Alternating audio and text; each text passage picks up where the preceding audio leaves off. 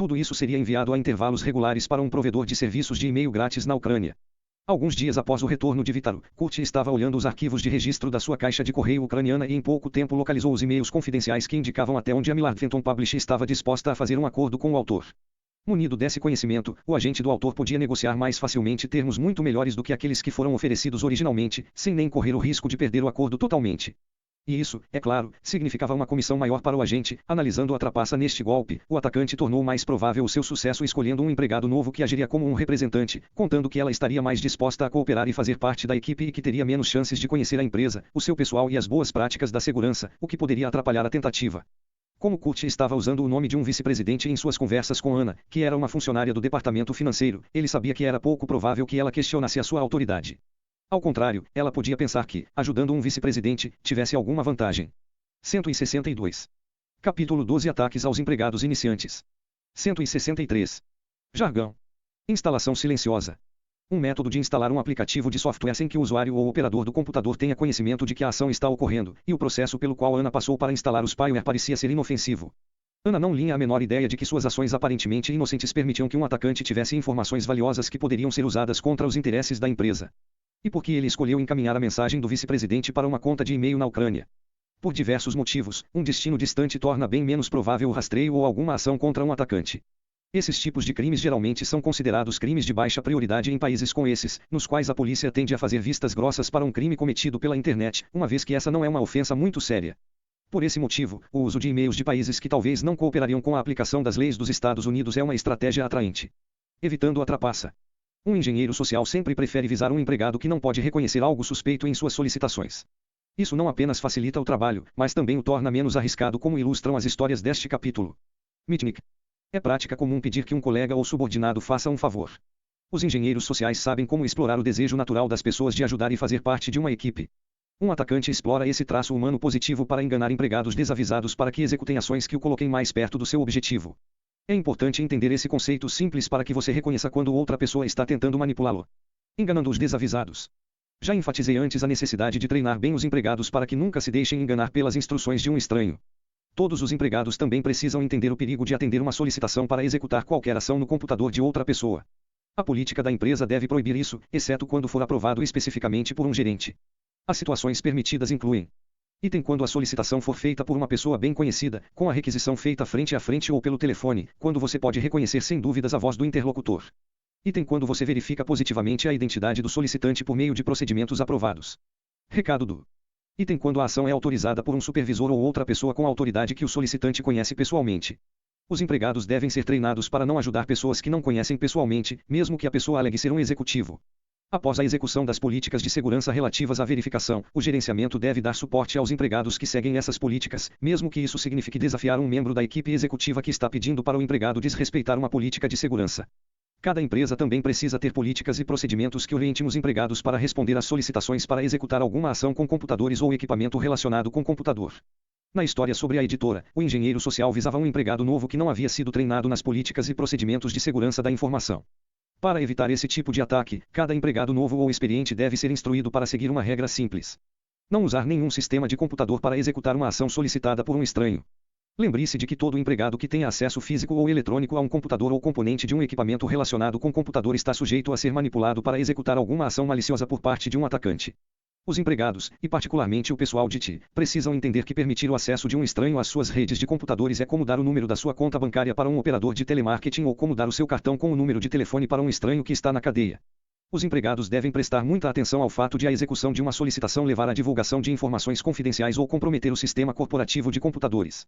O pessoal de TI também deve estar prevenido contra interlocutores desconhecidos que se fazem passar por fornecedores. Em geral, uma empresa deve pensar em ter pessoas específicas designadas como contatos para cada fornecedor de tecnologia, com uma política que diga que outros empregados não responderão às solicitações dos fornecedores que pedem informações ou alterações em qualquer equipamento telefônico ou de computador. Dessa forma, o pessoal designado torna-se conhecido do pessoal do fabricante que ligar ou fizer uma visita e tem menos chance de ser enganado por um impostor. Se um fornecedor ligar mesmo quando a empresa não tiver um contrato de suporte, isso deve levantar suspeita. Todos os que trabalham na organização precisam ter conhecimento das ameaças e vulnerabilidades da segurança da informação. Observe que os guardas de segurança e outros precisam receber o treinamento não apenas em segurança, mas também na segurança da informação. Como os guardas de segurança com frequência têm acesso físico a toda a instalação, eles devem poder reconhecer os tipos de ataques da engenharia social que podem ser usados contra eles. Cuidado com o spyware. O spyware comercial era muito usado pelos pais para monitorar aquilo que seus filhos estavam fazendo na internet e também pelos empregadores, supostamente para determinar quais empregados estavam deixando de trabalhar para surfar na internet. Um uso mais sério era para detectar o roubo potencial de ativos de informações ou espionagem industrial. Os desenvolvedores comercializam o seu spyware oferecendo-o como uma ferramenta para proteger as crianças, quando, na verdade, o seu verdadeiro mercado são as pessoas que querem espionar alguém. Hoje em dia, a venda do spyware é motivada à arte de enganar. 164. Capítulo 12. Ataques aos empregados iniciantes. 165. Em grande parte pelo desejo das pessoas de saberem se o cônjuge ou outra pessoa importante as está enganando. Logo depois que comecei a escrever a história sobre o spyware deste livro, a pessoa que recebe e-mails para mim, porque não posso usar a internet, encontrou uma mensagem de e-mail de spam anunciando um grupo de produtos spyware. Um dos itens oferecido era descrito desta maneira: favorito? Obrigatório. Este poderoso programa de monitoramento e espionagem captura secretamente todas as teclas, a hora e o título de todas as janelas ativas em um arquivo de texto, enquanto é executado oculto no segundo plano. Os registros podem ser criptografados e enviados automaticamente para um endereço de e-mail especificado ou simplesmente gravados no disco rígido. O acesso ao programa é protegido por senha e pode ser oculto do menu Ctrl+Alt+D. Use-o para monitorar os URLs digitados, as sessões de chat, os e-mails e muitas outras coisas, até mesmo senhas emoticone piscando. Instale sem detecção um NPC e mande os logs para você mesmo por e-mail.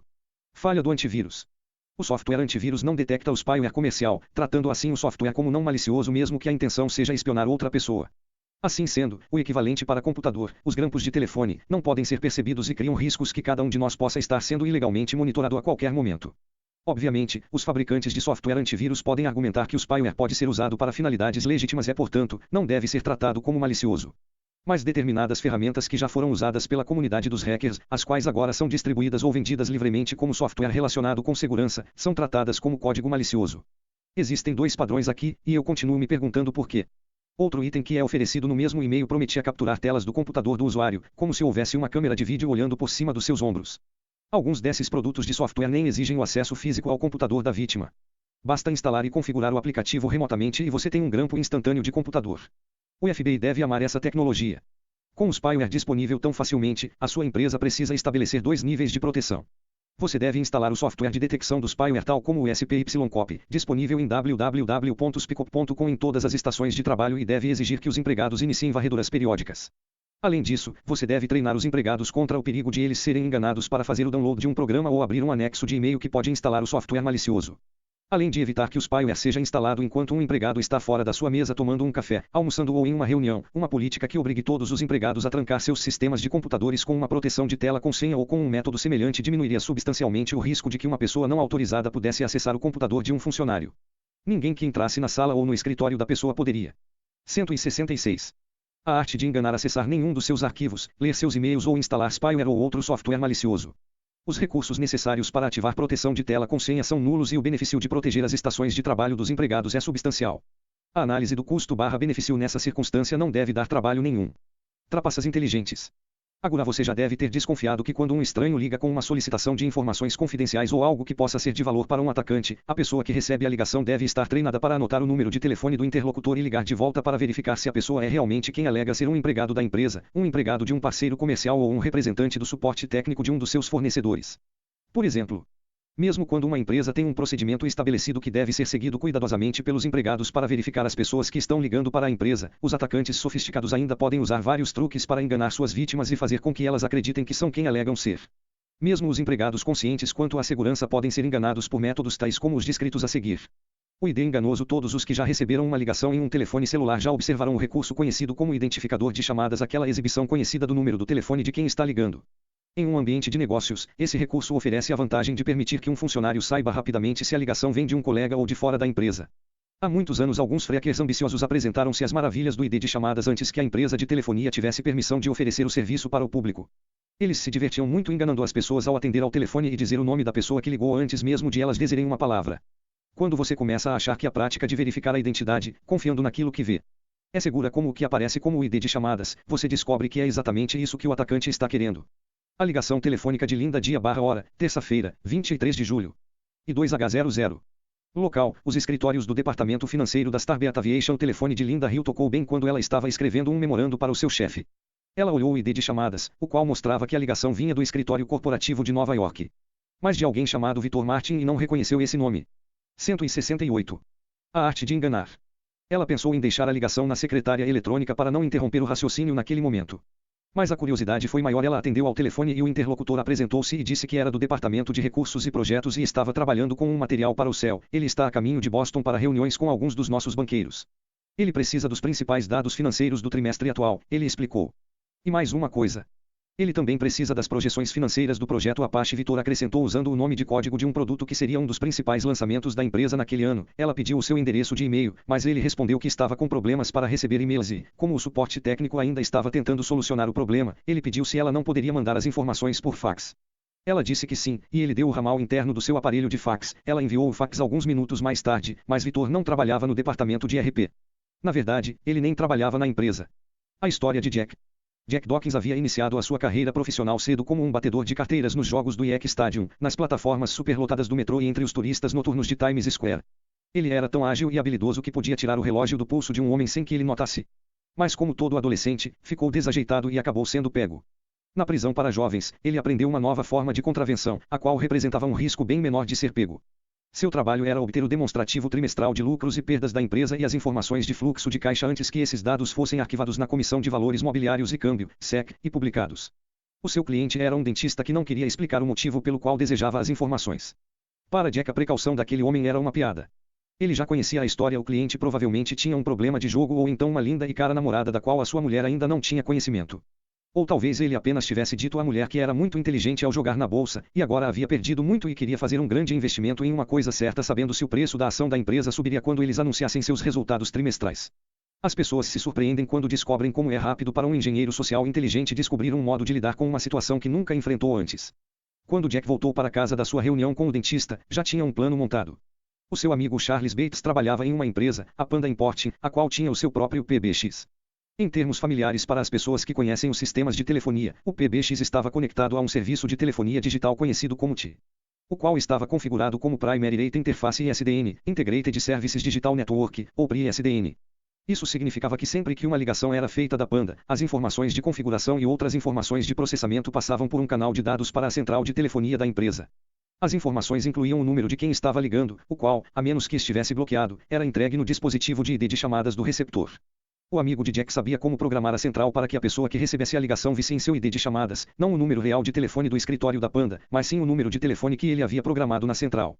Esse truque funciona porque as empresas locais de telefonia não validam o número da ligação recebida do cliente com relação ao número do telefone real pelo qual o cliente está pagando. Capítulo 13. Trapaças inteligentes. 169. Tudo o que Jack Dawkins precisava fazer era acessar qualquer um desses serviços de telefonia. O seu amigo e às vezes parceiro de crimes, Charles Bates, estava sempre disposto a prestar ajuda por uma taxa nominal. Nessa ocasião, Jack e Charles reprogramaram temporariamente a central de telefones da empresa para que as ligações de uma determinada linha de telefone localizada nas instalações da Panda mostrasse o número do telefone interno de Victor Martin, fazendo com que a ligação parecesse vir de dentro da Starbert Aviation. A ideia de que o seu ID de chamadas pode mostrar o número que você quiser é tão pouco conhecida que raramente é questionada. Neste caso, Linda ficou satisfeita em poder enviar as informações solicitadas por fax para o funcionário que ela achava que era de RP. Quando Jack desligou, Charles reprogramou a central de telefone da sua empresa e restaurou o número de telefone com as configurações originais. Analisando a trapaça. Algumas empresas não querem que clientes ou fornecedores saibam os números de telefone de seus empregados. Por exemplo, a Ford pode resolver que as ligações feitas do seu centro de suporte ao cliente mostrem o número 800 do centro e um nome como suporte da Ford, em vez do número real e direto de cada representante do suporte que faz uma ligação. A Microsoft pode dar aos seus empregados a opção de oferecer às pessoas o seu número de telefone em vez de deixar que todos para quem eles ligam possam olhar seu ID de chamadas e saber qual é o seu ramal. Dessa forma, a empresa pode manter a confidencialidade dos números internos. Mas essa mesma capacidade de reprogramação fornece uma tática útil para o brincalhão, o cobrador, o operador de telemarketing e, obviamente, para o engenheiro social. Variação: o presidente dos Estados Unidos está ligando. Como co-patrocinador de um programa de rádio em Los Angeles chamado O Lado Negro da Internet na KFA Talk Rádio, trabalhei sob a supervisão do diretor de programação da estação. David era uma das pessoas mais ocupadas e trabalhadoras que já conheci. É muito difícil falar com ele pelo telefone porque ele está sempre ocupado. Ele é uma daquelas pessoas que não responde uma ligação, a menos que veja pelo ID de chamadas que é uma pessoa com quem ele precisa falar. Como tenho bloqueio de chamadas no meu celular, ele não sabia quem estava ligando e não atendeu a ligação. A ligação foi para a caixa postal e isso foi muito frustrante para mim. Conversei sobre o que fazer sobre isso com um velho amigo que é cofundador de uma empresa imobiliária que fornece espaço de escritório para empresas de alta tecnologia. Juntos criamos um plano. Ele tinha acesso à central de telefones Meridian da sua empresa, o que lhe dava a capacidade de programar o número da chamada, como foi descrito na história anterior.